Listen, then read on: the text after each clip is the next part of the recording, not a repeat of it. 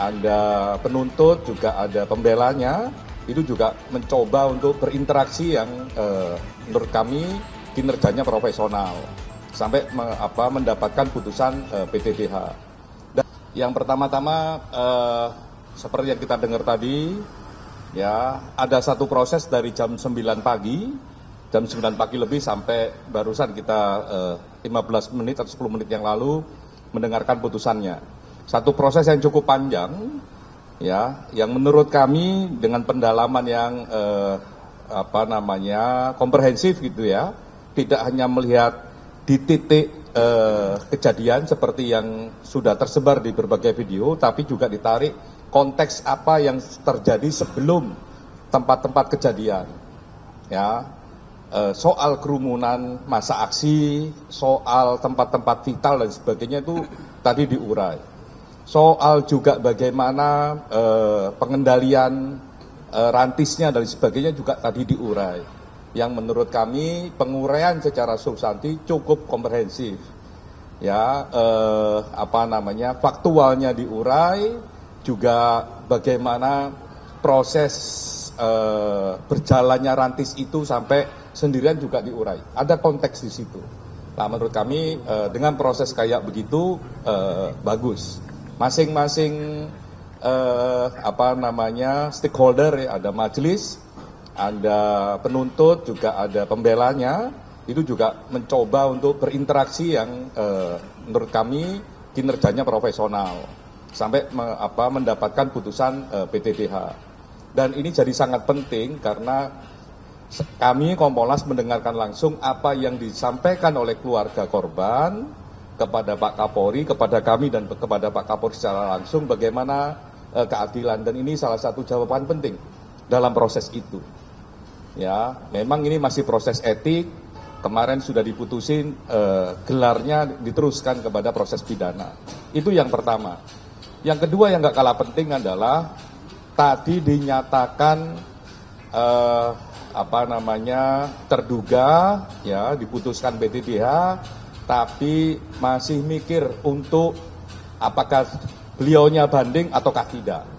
Nah, kami menangkap dalam dua konteks seperti ini. Ya, yang tadi lihat di suasana sidang, yang pertama konteksnya adalah memang terduga ini yang mendapatkan putusan sekarang PTDH ini itu menjelaskan bagaimana dia, ya, berhadapan dengan masa aksi, berhadapan dengan tugas yang harus diselesaikan secara maksimal, berhadapan juga dengan titik rawan terutama di public safety, ya, di satu sisi itu, ya, itu penting sekali bagi dia menjelaskan tadi. Yang kedua, terduga ini yang sekarang sudah diputuskan PTDH juga menjelaskan bahwa dia tahu, ya, kalau ternyata mobilnya menabrak atau melindas, ya, karena itu kan jatuh dulu kalau di video, melindas almarhum itu setelah dia ada di markas, jauh dikasih tahu sama teman-temannya, juga melihat sosial media. Dia sedih tadi. Yang kedua, ya, dia juga menyampaikan permintaan maaf kepada keluarga, bela sungkawa terhadap keluarga, ya, yang dia memang nggak ngira. Lah mungkin dua konteks itulah yang menjadikan dia memilih untuk berpikir dulu untuk menyatakan sikapnya. Dia akan berdiskusi dulu katanya tadi sama pihak keluarganya, sama istri dan keluarganya. Tadi dia mau berdiskusi itu, karena memang di sisi yang lain dia merasakan bagaimana tanggung jawab tugasnya. Di sisi yang lain dia juga menyatakan kesedihannya, bela sungkawanya terhadap keluarga korban.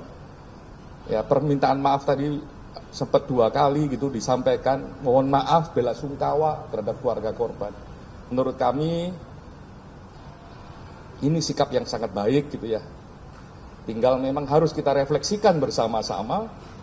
Kebebasan berekspresi memang dilindungi, tapi jangan dengan cara-cara yang tidak damai, dengan cara-cara yang kekerasan, dengan cara-cara yang anarkis. Tapi sekaligus kita memang berharap petugas-petugas kita semakin lama semakin profesional, semakin humanis dan sebagainya. Nah, terduga pelanggar ini sekarang PTDH, analisa kami memang sedang merenungkan itu. Ya, tindakan yang humanis, ya, dan sebagainya, sehingga dia memilih waktu untuk berpikir dulu untuk menyatakan apakah mau banding ataukah tidak. Walaupun ya saya misalnya, kami di Kompolnas, saya yang dulunya di Komnas HAM memahami betul bahwa itu adalah hak. Ya. Dia nyatakan sekarang pun juga tidak apa-apa karena itu hak.